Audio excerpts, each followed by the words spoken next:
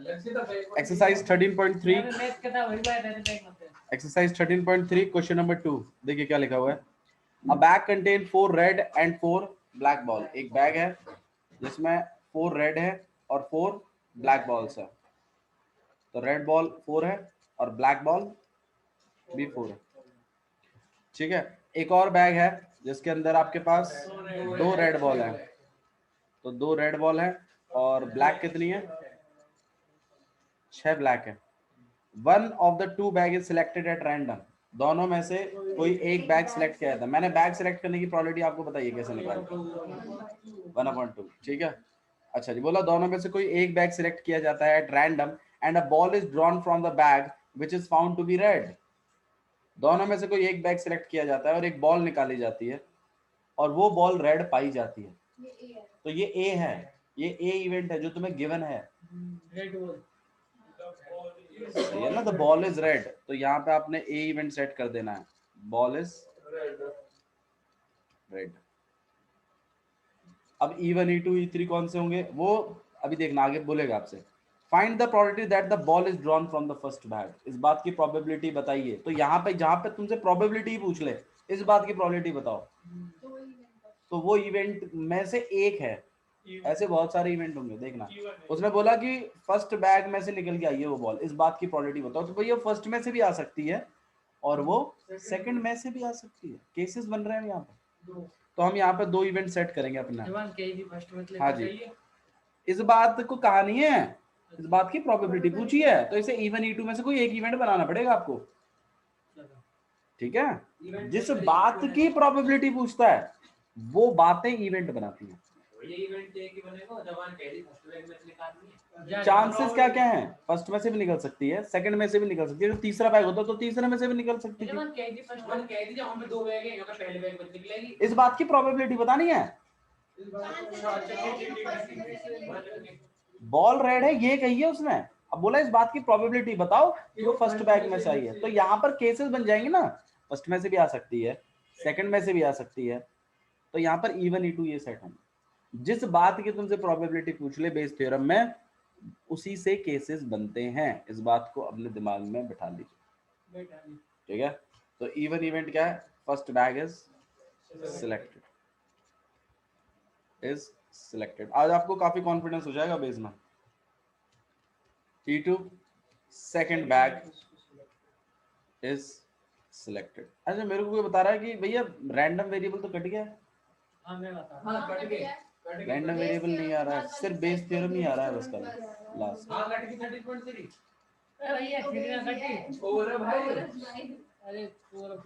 ठीक है। तो प्रोबेबिलिटी आपसे पूछी है कि ए गिवन है और तुमसे किस बात की प्रोबेबिलिटी पूछी है? गिवन है। एक और ये हो चुका है, इस बात की प्रोबेबिलिटी पूछी है तुमसे। Ball is red and it is from the first bag, ये बात आपने प्रोबेबिलिटी बताना है। तो इसको ऊपर लिखेंगे, इसको नीचे लिखेंगे। बेस थ्योरम कहती है कि अगर ऐसा निकालना है तुम्हें तो उसके लिए प्रोबेबिलिटी ऑफ E1, ये फॉर्मूला है A अपॉन में E1। अब जैसे E1 अब A अपॉन में E1 है, कभी बार इसमें होता है प्रोबेबिलिटी ऑफ खाली इवेंट की होती है। नहीं, वो आपको बोलेगा कि ये हो गया है। इस बात तुम E1 into में A ऑफ E1 का मतलब समझते हो कि ये वाला इवेंट हुआ पहले, इस बात की प्रोबेबिलिटी, फिर ये हो गया है, अब इस बात की प्रोबेबिलिटी बताओ। ये है इसका मतलब। तो भाई वो पहला वाला इवेंट तो होना ही पड़ेगा। ठीक है। और ये बस खाली मतलब रेफरेंस के लिए है कि ये हो गया है। इसका इसको फॉर्मूले से निकालेंगे, उससे निकालेंगे, उससे निकालेंगे, कोई लेना देना नहीं है उससे बेस थ्योरम। ये डायरेक्ट निकलती है वैल्यूज कि वो हो गया तो उससे बताओ क्या फर्क पड़ा, और जो भी फर्क पड़ा फिर उस हिसाब से निकालो। नहीं ठीक है भाई। वीडियो देखो, आप लोगों के लिए डाल रहा हूँ मैं 10th क्लास की वीडियो अपलोड नहीं कर पाया, लेकिन आप लोगों की मैंने वीडियो अपलोड करी थी। ठीक है। But you guys are not watching the videos, तो फिर आपको कॉन्फिडेंस नहीं आएगा। नहीं आएगा, मैं फिर कह रहा हूँ आप लोगों से। और नहीं आएगा ना तो फिर ये प्रोबेबिलिटी के क्वेश्चंस आपको टफ लगेंगे। संडे है, मैं चाहता हूँ आप लोग प्रोबेबिलिटी इसके रिगार्डिंग जितनी वीडियोस डली है उसे कवर करें और उस पर क्वेश्चंस करें। फिर एनसीईआरटी में से डाउट आएंगे आपको, ऑब्वियस सी बात है। फिर वो डाउट्स को मेरे पास लेके आए, ठीक है। देखें हाँ जी, मैं 3 अरे कितनी वीडियोस हैं, हार्डली 5-6 तो वीडियोस हैं बस खाली, और इसकी प्रोबेबिलिटी स्टार्टिंग के एक दो बेसिक्स पे है, तो वो सब छोड़ दीजिए, कोई बात नहीं, उन्हें देख लो तो वो भी ठीक है, और जो तुम्हें आता है उसको स्किप करते चले जाओ, क्या हो गया, आगे आगे बढ़ाते चले जाओ, ठीक है। मतलब टच अप तो दो कम से कम। ओके, तो प्रोबेबिलिटी ऑफ E1 इनटू में प्रोबेबिलिटी ऑफ A अपॉन में E1 plus probability of E2 into में प्रोबेबिलिटी ऑफ A अपॉन में E2, जितने भी केसेस होते हैं ना उन सब के यहाँ नीचे लिख, सब नीचे लिख दो, इसी पे क्वेश्चन आएगा, मैं फिर कह रहा हूँ तुम्हें, मान जाओ मेरी बातों को, ठीक है। अच्छा जी, प्रोबेबिलिटी ऑफ E1 क्या कहता है कि फर्स्ट बैग सिलेक्ट करना था, क्या होगी इसकी प्रोबेबिलिटी 1/2, तो ये हो जाएगा आपके पास 1/2 इनटू E1 हो गया, E1 हो गया मतलब क्या, फर्स्ट बैग सिलेक्ट हो गया। अब रेड बॉल निकलने की प्रोबेबिलिटी बताओ, 4/8, नहीं ध्यान नहीं है, फर्स्ट बैग सिलेक्ट हो गया, अब रेड बॉल निकालने की प्रोबेबिलिटी बताओ इसमें से, तो फेवर में कितने हैं, अपॉन में टोटल कितने हैं, 8, नहीं बता, ये फर्स्ट बैग में से ही निकाल रहे हैं ना। हाँ जी, इवन इवेंट के बाद हो गया ना इवन, अब एक ही बताने, तो मैंने बताया ना ये इसका लॉजिकली मतलब है, फॉर्मूले से मत निकालो इसकी वैल्यूज, ठीक है, कि इवन हो गया, अब एक ही प्रोबेबिलिटी बताओ, तो सिलेक्ट हो गया बैग, अब तुम बॉल रेड की प्रोबेबिलिटी बताओ, फर्स्ट बैग में 4 रेड बॉल है, तो 4 ऊपर आ जाएगा फेवर में, और अपॉन में टोटल बॉल कितनी है 8, तो 4/8, कॉन्सेप्ट क्लियर है, ठीक है जी। तो यहाँ पे आ जाएगा आपके पास 4/8, फिर यहाँ बड़ी वाली लाइन P ऑफ E1, यही वाली बात है, वापस इतना लॉजिक लगाने की जरूरत नहीं है, E2 मतलब फिर 1/2 आएगा, अब E2 हो गया मतलब सेकंड बैग सिलेक्ट हो गया, अब इसमें रेड 2/8, टोटल बॉल्स 8, यहाँ पे 2/8, ठीक है। अच्छा जी देखो नीचे भी यहाँ 2 × 8 है, यहाँ भी 2 × 8 है, यहाँ भी 2 × 8 है, तो मैं नहीं चाहूंगा कि आप इसको बिगाड़ो, इसको आप ऐसे लिख लीजिए 4/2 × 8, हाँ जी 4/2 × 8, ठीक है, और 2/2 × 8। अब आप ये भी सोच सकते हो कि भैया ये तो कर सकते थे सॉल्व, क्या दिक्कत है, ठीक है कर सकते हैं तो कर लीजिए, लेकिन ये भी छोटी वैल्यूज हैं तो आपको इजी लग रहा होगा कि कर लेंगे, कभी कभी यही वैल्यूज बहुत बड़ी बड़ी आएंगी, तो आपने सोचना कि एलसीएम लूंगा यहाँ पे और ये क्रॉस होगा और ये 2 × 8 से 2 × 8,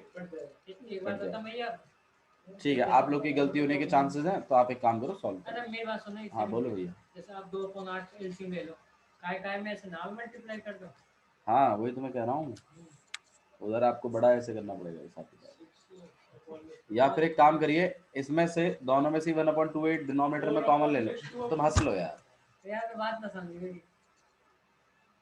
1/2 × 8 कॉमन ले लीजिए और इसके 2 × 8 से काट दीजिए उसको, ये भी एक तरीका है, ठीक है। और वरना आप यहाँ पे भी इसको कर सकते हैं, यहाँ पे आपके पास 2 आ जाएगा, 2 से यहाँ पर 4, तो 1/4, और यहाँ पे भी काटा पीटी करके कितना आएगा 1/4, यहाँ से 2 से 2 कट जाएगा 1/8 प्लस का, ठीक है। यहाँ पर हम एलसीएम ले लेंगे, और यहाँ पे आपके पास 2 + 1 ये घूम जाएगा 8/3,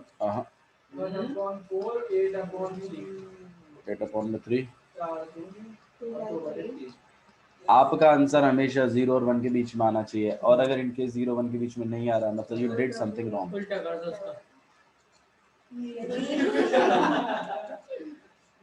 ठीक है, तो कहीं कुछ गड़बड़ है। ये समझ में आता है, इसका बार भैया इसको ऊपर नीचे ना घुमाना भैया, ठीक है चलिए क्वेश्चन नंबर 3 देखो, किसी को ठीक है ये समझ में आया, ओके। नेक्स्ट क्वेश्चन देखिए, क्वेश्चन नंबर 3 डाउट में गया, अरे बोल दो, अगर डाउट में आया तो बोलो, नई स्टोरी समझ में आई तो बोलो, डाउट है भैया, डाउट में है बता दूं,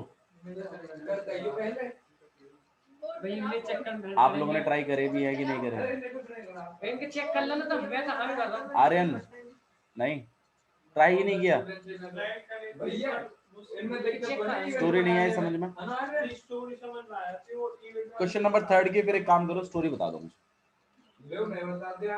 तेरा नाम आर्यन नहीं है ना? भैया कॉलेज में स्टूडेंट्स हैं, उनमें से 60% बच्चे ऐसे हैं जो हॉस्टल में रहते हैं। Very good. डिसाइड करते हैं कहाँ पर?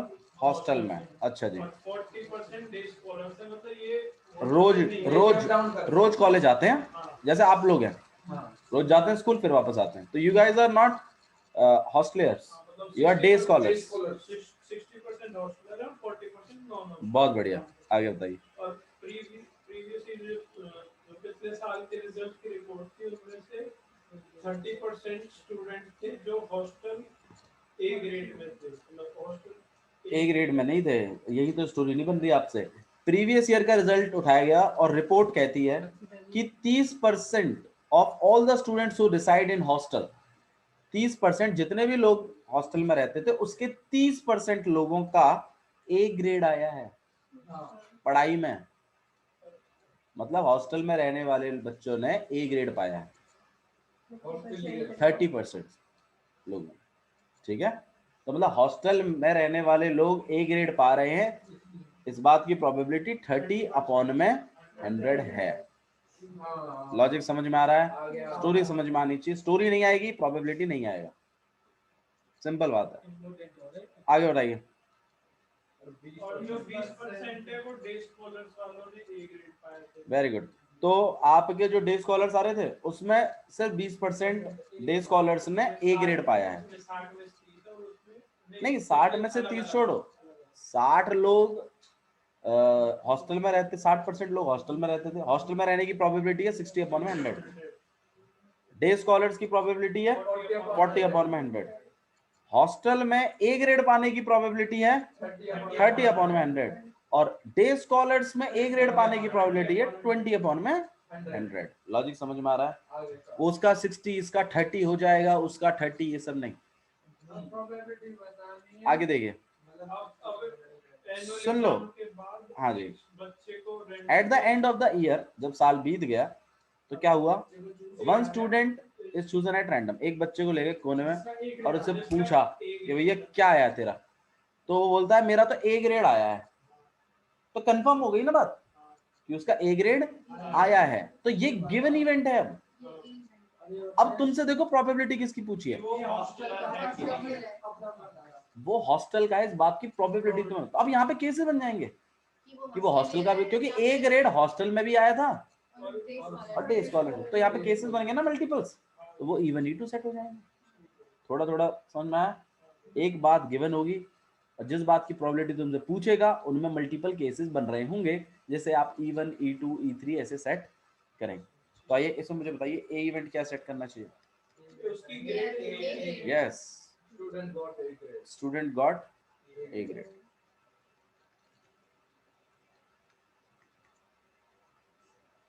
हाँ जी, E1 क्या अलर्ट करना चाहिए? यस, स्टूडेंट रिसाइड इन या स्टूडेंट इज हॉस्टलियर।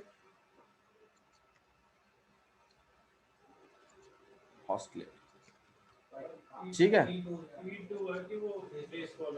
Very good. और E2 है कि स्टूडेंट इज डे स्कॉलर। क्या जी?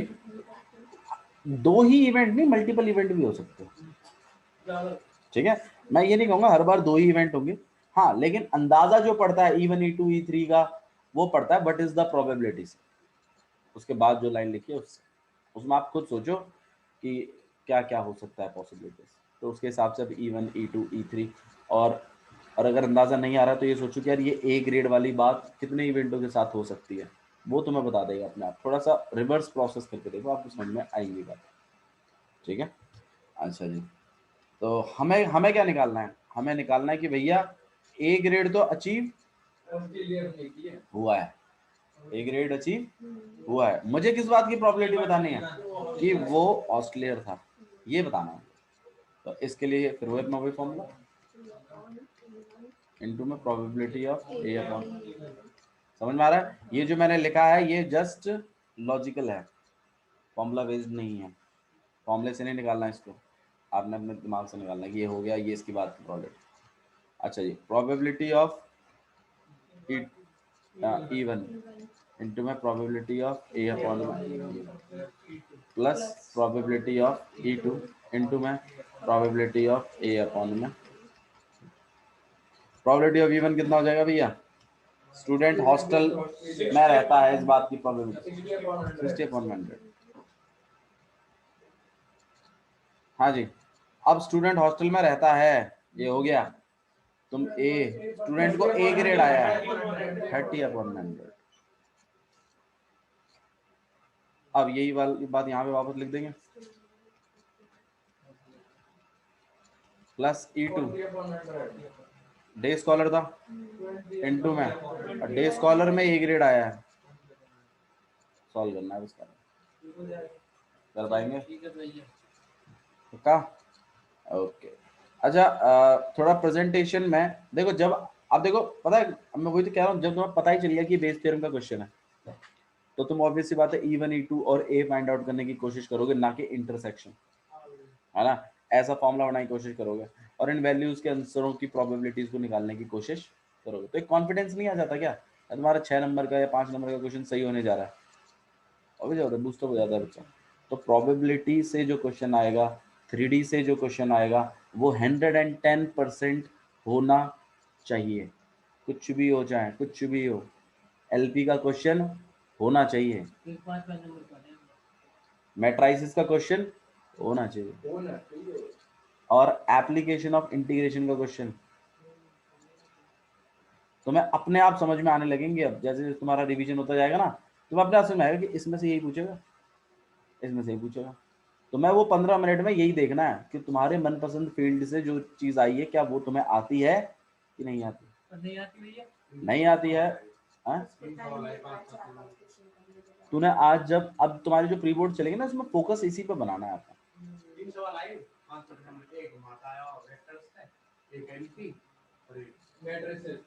3D के करके नहीं आया होगा तो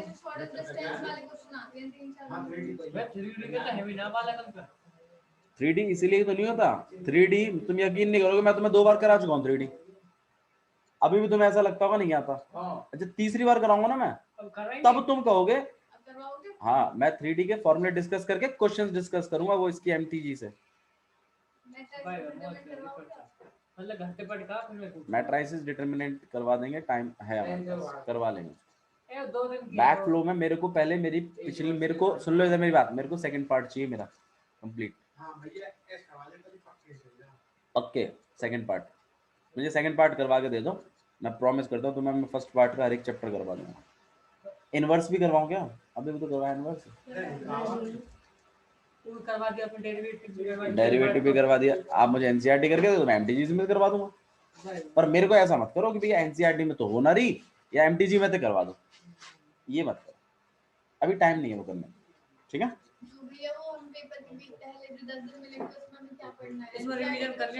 बाबू उसमें आपको अपनी नॉलेज को एक्सपैंड करना है और अपने पुराने फॉर्मूले रिवाइज करने हैं जो भी आपने पढ़े, और किसी भी बच्चे को कोई एक चैप्टर करवा दो, कोई भी, बेस्ट रिवीजन नहीं, और ट्यूशन का क्या काम हो जाएगा बाबू, ठीक है। क्वेश्चन नंबर 4 देखिए। हाँ भाई 4th भी नहीं हुआ, डिस्कस करें, बोलो डिस्कस करना है, मैं टाइम कम है। क्वेश्चन नंबर 4 देख लो भाई क्या लिखा हुआ है। In answering a question on a multiple choice test a student either knows the answer or he guesses. बोला एक in answering a question on a multiple choice test, एक मल्टीपल चॉइस टेस्ट हुआ है जिसमें स्टूडेंट जो है वो answer कर रहे हैं और उसको या तो आंसर पता है और या तो वो आंसर को गेस कर रहा है। यही केसेस होते हैं भाई। आप गए टेस्ट देने के लिए, ऑब्वियस सी बात है या तो आप आंसर जानते हो और या तो आप तुक्का मारते हो। MCQ में भाई सही है ना, उसमें ऐसे छोड़ने वाला तो हिसाब किताब ही नहीं है। MCQ नॉन नेगेटिव मार्किंग है तो आप ऑब्वियस बात अटेम्प्ट करोगे, कुछ ना कुछ या सही पता होगा या तो तुम्हें पता ही होगा कि आंसर क्या है, या तो तुम तुक्का फेल दोगे, किसी के बाजू वाले का देख के लिख दोगे। आगे देखिए, let 3/4 be the probability that he knows the answer. किसी क्वेश्चन को अटेम्प्ट करने के बाद उसको आंसर पता है, इस बात की प्रोबेबिलिटी, मतलब उसको आंसर आता है, ही नोज द आंसर। अब ऐसी बात है कि हर क्वेश्चन तो नहीं आता होगा, हर क्वेश्चन आता थोड़ी होगा, चांसेस होंगे कि मान लो कोई नया क्वेश्चन आया, तो 3/4 चांस है, 3/4 चांसेस है कि उसको वो क्वेश्चन आता है, और 1/4 चांस है कि वो उस क्वेश्चन में तुक्का मारेगा। नहीं आया? स्टोरी समझ में आ रही है? एक मल्टीपल चॉइस टेस्ट हुआ है, उसमें स्टूडेंट को या तो आंसर आता है और या तो वो तुक्का मारता है। उसने क्लियर कर दिया, छोड़ने वोड़ने का सवाल नहीं है। ठीक है, अच्छा जी। अब बोला 3/, किसी क्वेश्चन को देखकर आंसर आता है, इस बात की प्रोबेबिलिटी है 3/4, और तुक्का मारेगा, इस बात की प्रोबेबिलिटी है 1/4। क्लियर? अच्छा जी। Assuming that a student who guesses at the answer will be correct, बोला स्टूडेंट जिसने आंसर गेस किया है उसका आंसर सही होगा, इस बात की प्रोबेबिलिटी है 1/4। अच्छा, अगर उसको आंसर पता है और इस बात का सही है, वो आंसर सही है, इस बात की प्रोबेबिलिटी कितनी है? 1। एक श्योर है ना? ही नोज द आंसर की प्रोबेबिलिटी है 3/4। सही आंसर है, उसको पता है और सही आंसर टिक किया है, इस बात की प्रोबेबिलिटी कितनी होगी? 1, क्योंकि उसको तो पता ही था। 100% होगा ना भाई, मामला श्योर इवेंट हो गया ना ये तो। उसको पता है और सही आंसर टिक करे, ऐसा थोड़ी हो सकता है भाई बंदे को पता है और वो गलत आंसर टिक करके आ गया, ऐसा नहीं होता। तो उस बात की पूरी पूरी प्रोबेबिलिटी। हाँ, उसने गैस किया है, अब इसमें डाउट बनता है कि आंसर सही है कि गलत है, तो सही होने की प्रोबेबिलिटी है 1/4। मतलब गैस मार के सही करने की प्रोबेबिलिटी है, हमें तुक्का मारा और सही है, इस बात की प्रोबेबिलिटी कितनी है? 1/4। उसको पता था आंसर सही है, इस बात की प्रोबेबिलिटी कितनी है? 1। ठीक है, ये इसमें लिखा नहीं है 1, लेकिन आपने सोचना है क्योंकि आएगी ऐसी सिचुएशन, देखना। अब what is the probability that the student knows the answer, इस बात की प्रोबेबिलिटी बताइए कि स्टूडेंट को आंसर आता है, इस बात की प्रोबेबिलिटी बताइए कि उसको आंसर आता है, given that answer is correct. ये दिया हुआ है कि आंसर क्या है? करेक्ट। इसमें गिवन क्या है? Answer is correct. देखो अभी तक गिवन वाली बात रहती थी ना, वो क्वेश्चन के बीच में रहती थी।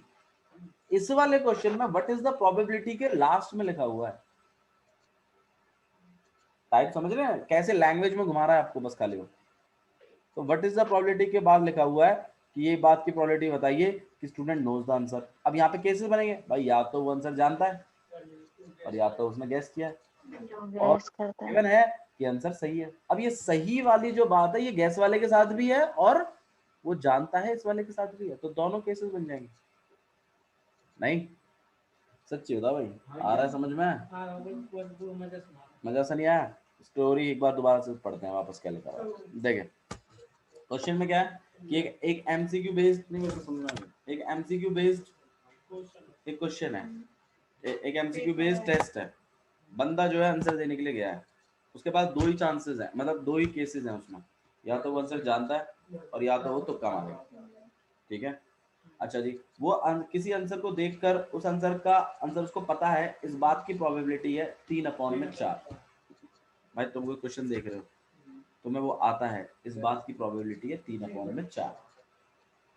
तुम कोई आंसर देख रहे हो, कोई क्वेश्चन देख रहे हो और तुम्हें तो नहीं आता, तुम तो तुक्का मार रहे हो, इस बात की प्रोबेबिलिटी है 1/4। लॉजिक समझ में आ रहा है? ही नोज द आंसर की प्रोबेबिलिटी है 3/4, ही गेसेस द आंसर की प्रोबेबिलिटी है 1/4। अच्छा जी, अब उसने तुक्का मारा और आंसर सही निकल आया, इस बात की प्रोबेबिलिटी है 1/4। लिखा हुआ क्वेश्चन में देखो, उसने तुक्का मारा और आंसर सही है, इस बात की प्रोबेबिलिटी कितनी है? 1/4। अच्छा जी, अब यहाँ पर मैं अब तुमसे प्रोबेबिलिटी पूछिए, what is the probability that he knows the answer, he guesses the answer, he guesses or knows it? No What is the probability that he knows the answer given that answer is correct? अगर ये बात दी हुई है कि answer सही है, तो तुम मुझे इस बात की प्रोबेबिलिटी बताओ कि उसको आंसर पता था। तो मतलब आंसर सही तो दो तरीके से हो सकता था, या तो उसने तुक्का मारा था और या तो उसको आंसर पता था। भाई सही बात है ना, आंसर सही होने के दो ही केसेस तो थे, या तो वो तुक्का मार के कर रहा है उसको सही, और या तो उसको पता है। अब तुमसे प्रोबेबिलिटी ये पूछे खाली कि उसने मतलब आंसर सही है, लेकिन तुम इस बात की प्रोबेबिलिटी बताओ कि उसको पता वाले वाले केस में से है ये। तो मतलब यहाँ पर एक ए इवेंट है, answer is correct, answer is even event क्या है? He knows the answer. Given है कहाँ है ये? उसकी प्रोबेबिलिटी ये पी ऑफ इवन की प्रोबेबिलिटी बता रहे हो आप मुझे। डी के थोड़ा होगा ना और E2 क्या है? he guesses the answer. या तो उसने गेस किया, he guessed the answer। हमें क्या बताना है? आंसर करेक्ट है, ये दिया हुआ है, हमें क्या बताना है? he knows the answer also। तो probability of E1 into probability of A upon में E1, probability of E1 into probability of A upon में plus probability of E2 into में probability of A upon में। E1 कितना है तुम ही बता दो। he knows the answer 3 upon, तो मैंने भी तो बोल दिया P of E1 बता रहे हो आप मुझे। अब he knows the answer now, this is already happened, but now answer is correct। इस बात की प्रोबेबिलिटी कितनी है? 1 है भाई। अगर उसको आंसर पता है तो वो सही तो टिक करेगा उसको, तो श्योर इवेंट है ये। इसमें ये वाले की प्रोबेबिलिटी आपको नहीं मिलती जिसको क्वेश्चन समझ में नहीं आया, इसको ढूंढता रहेगा, इसका पता चल जाएगा, इसका पता चल जाएगा, इनकी वैल्यूज भी डाल देगा, लेकिन इसकी नहीं डाल पाएगा क्योंकि A अपॉन E1 करके कुछ दिया नहीं। और देखो कुछ और जो वैल्यूज है वो भी 3 ही है, यहाँ पे 4 वैल्यूज घूम रही है, एक ये, एक E2 और एक ये, और फैसिलिटीज 3 ही है, तो ऑब्वियस बात है क्वेश्चन थोड़ा सा अलग बन जाएगा। अच्छा इसकी भी कितनी आई यहाँ पे 3 अपॉन में 4 इंटू में 1 प्लस E2 की कितनी है? he guesses the answer 1 upon 4। अच्छा now he guessed the answer, now what is the probability that answer is correct? 1 upon 4 again लिखा हुआ है क्वेश्चन। अरे 1 upon 4 देखो ना, पढ़ के देखो क्वेश्चन, वही तो कह रहा हूँ। आप कंसेप्ट, आप क्वेश्चन नहीं पढ़ते हैं, स्टोरी तुम्हारे दिमाग में नहीं चलती, इसलिए तुम्हें समझ में नहीं आता। इस बात को करना है, कर सकेंगे, कर देंगे, सॉल्व कर देना आप लोग, ठीक है। अच्छा नेक्स्ट क्वेश्चन देखिए, फिर कर दिया। ओके क्वेश्चन नंबर 6 देख रहे हैं। एक लेबोरेटरी टेस्ट है, अच्छा सॉरी 5th, कौन सा वाला करना है? ओके 5th करना है। हाँ भाई 5th बताओ, नहीं किया यार, करोगे नहीं तो कैसे आएगा।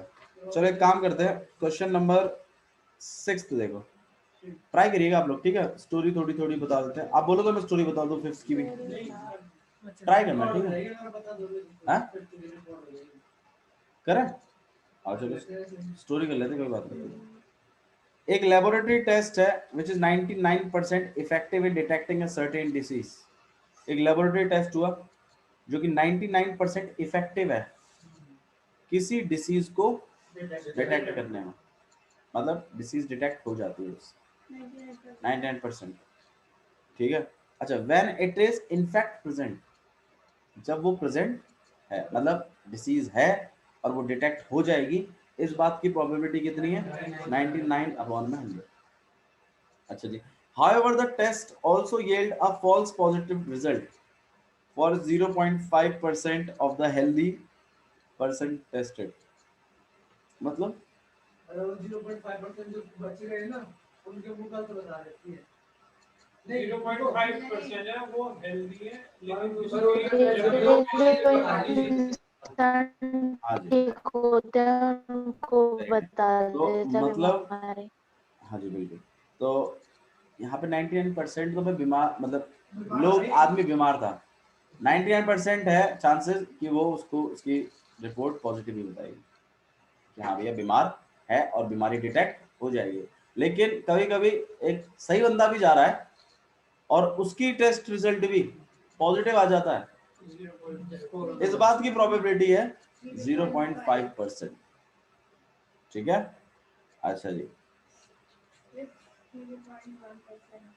अच्छा जी if 0.1% of the population actually has the disease, अगर 0.1% लोगों को एक्चुअली में डिसीज है, अच्छा 0.1% लोगों को एक्चुअली में डिसीज है। अच्छा मुझे बताओ सर, अगर 0.1% लोगों को डिसीज है तो कितने हैं जो हेल्दी हैं? गलत। 0.99 हे भगवान, 0.1% लोग एक्चुअली में डिसीज कैरी कर रहे हैं, तो कितने बच्चे हैं, कितने लोग हैं? 99.9% लोग हेल्दी हैं। हाँ दिया नहीं है, सोचना है। 0.1% population has the disease.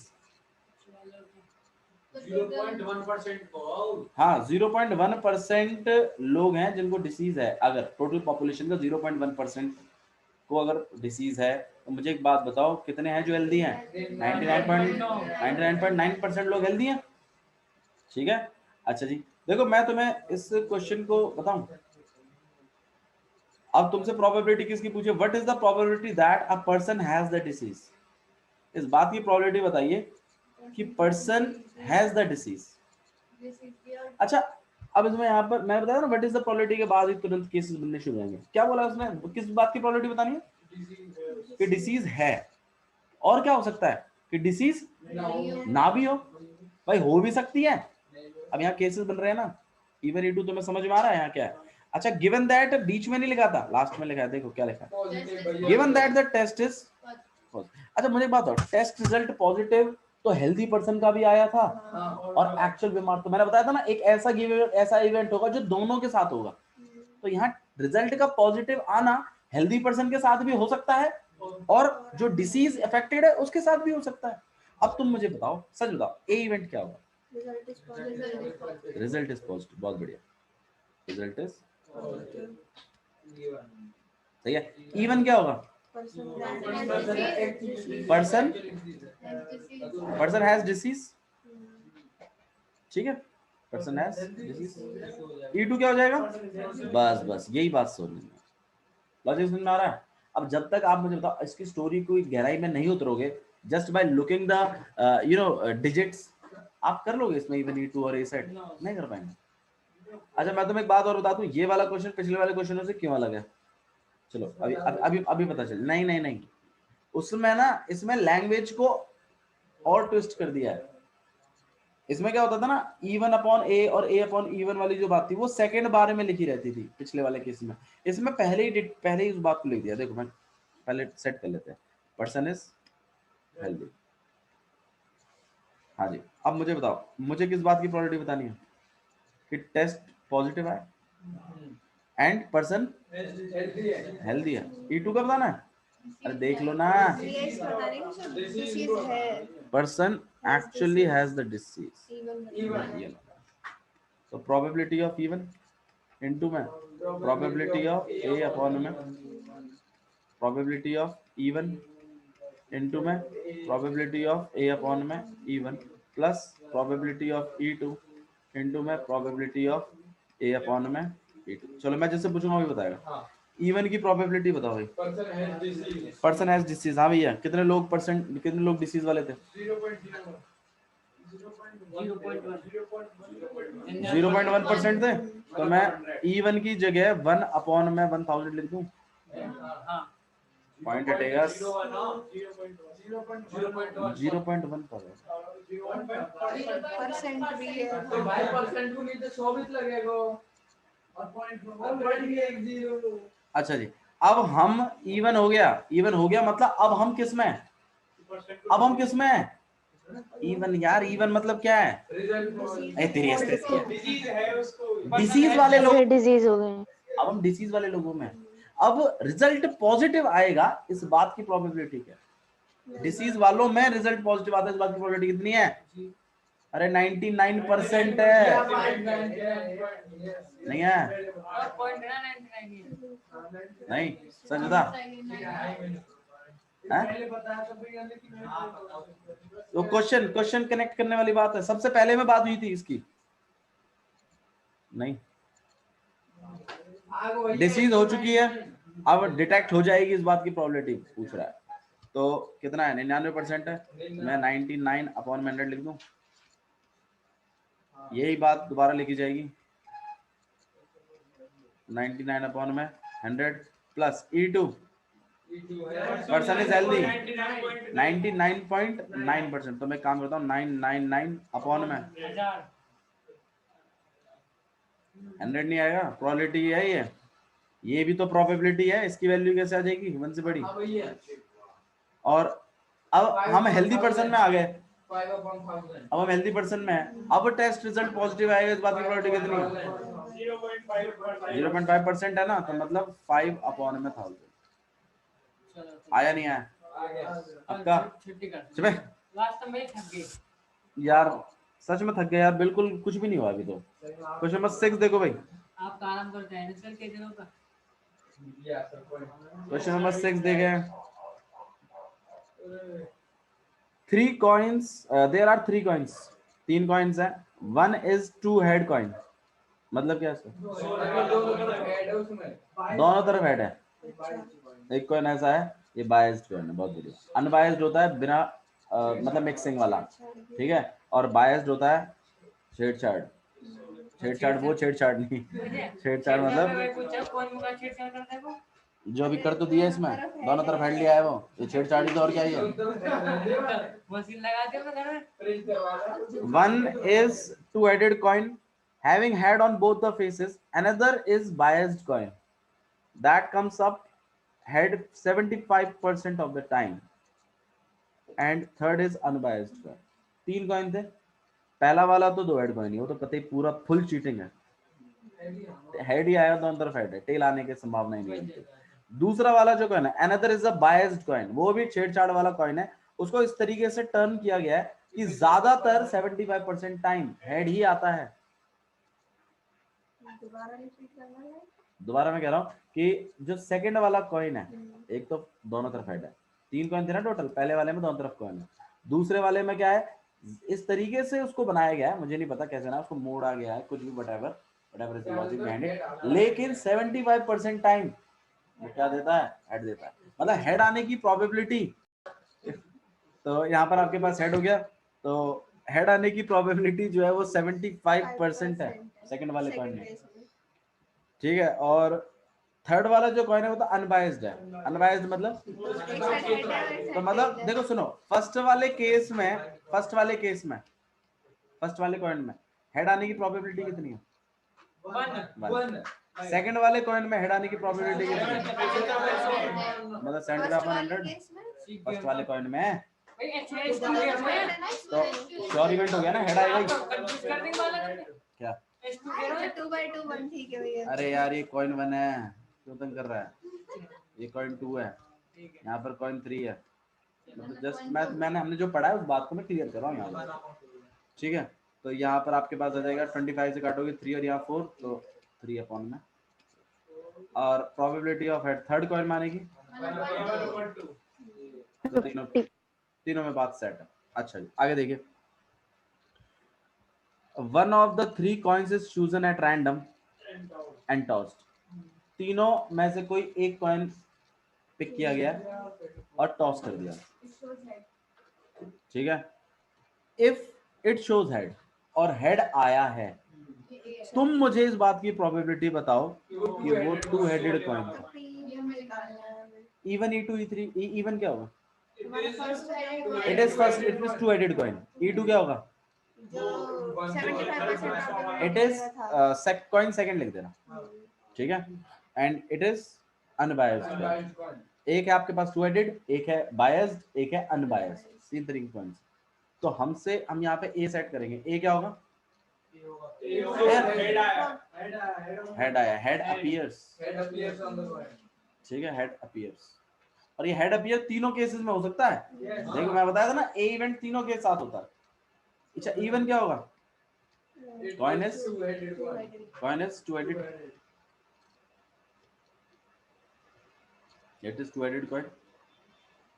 E2 क्या होगा, biased coin, coin is biased, ठीक है, बायस्ड कॉइन। और E3 क्या होगा, अनबायस्ड, ठीक है, अनबायस्ड। और हमें जो प्रोबेबिलिटी बतानी है वो बतानी है कि ए हो गया, हेड आ गया E1 E2 की, E1 अरे इवन की it was two headed coin, बिल्कुल बिल्कुल इवन की। भाई कर पाएंगे नहीं कर पाएंगे? कर देंगे। चलो मुझे एक बात बताओ, प्रोबेबिलिटी ऑफ इवन बता दे। चल गगन इसी बात पे, ए रुक जाओ गगन वन है। बता। रुक जाओ, काय की इवन की कॉइन इज 200। सही तो कह रहा हूं।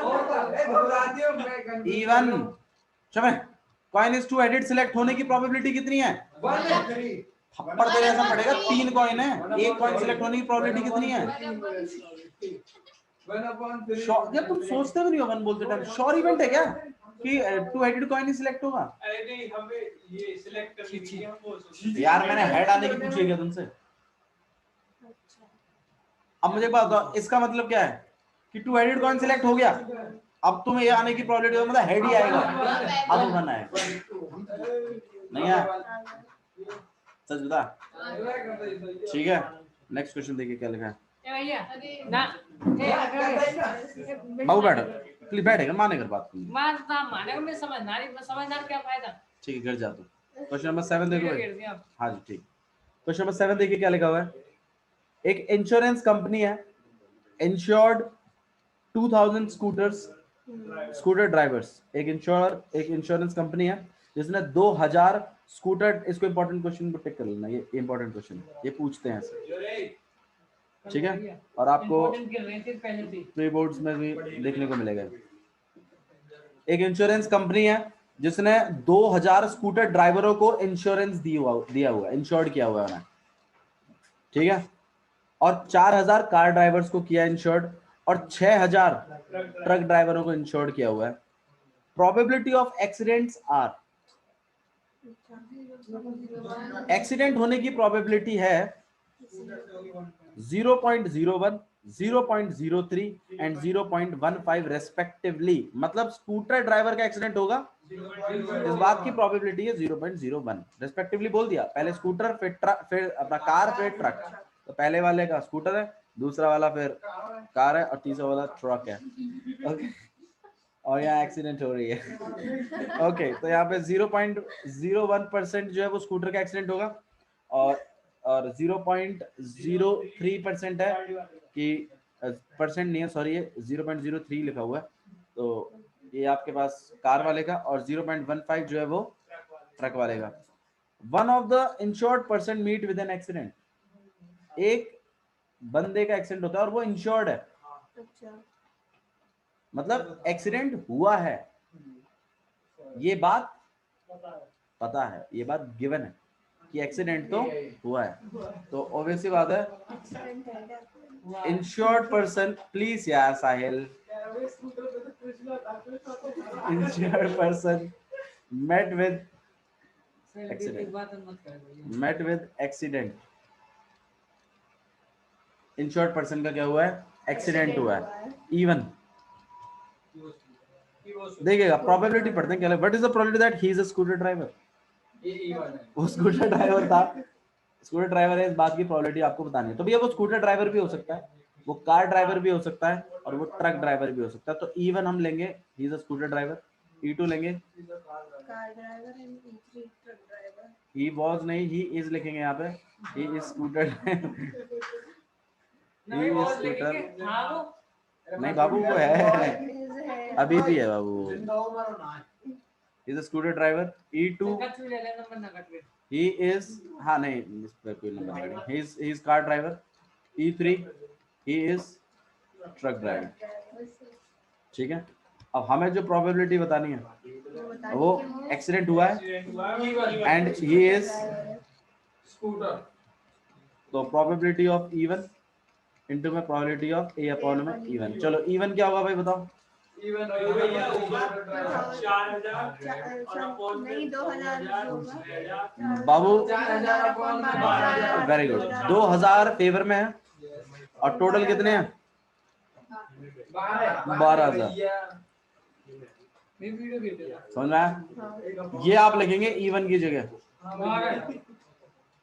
और इवन हो गया मतलब now we are now he is a scooter driver. अब एक्सीडेंट हो गया, तो उस बात की प्रोबेबिलिटी 0.01 तो 1/100 आप लिख सकते हैं। ऐसे ही आपने सारे केसेस के लिए। क्लियर है? यहां तक मैंने आपको करा दिए क्वेश्चंस। मैं चाहूंगा आप क्वेश्चन को आगे बढ़ाएं और क्वेश्चन नंबर 12 तक करके लाएं। ठीक है, चलिए, that's all for today. Thank you.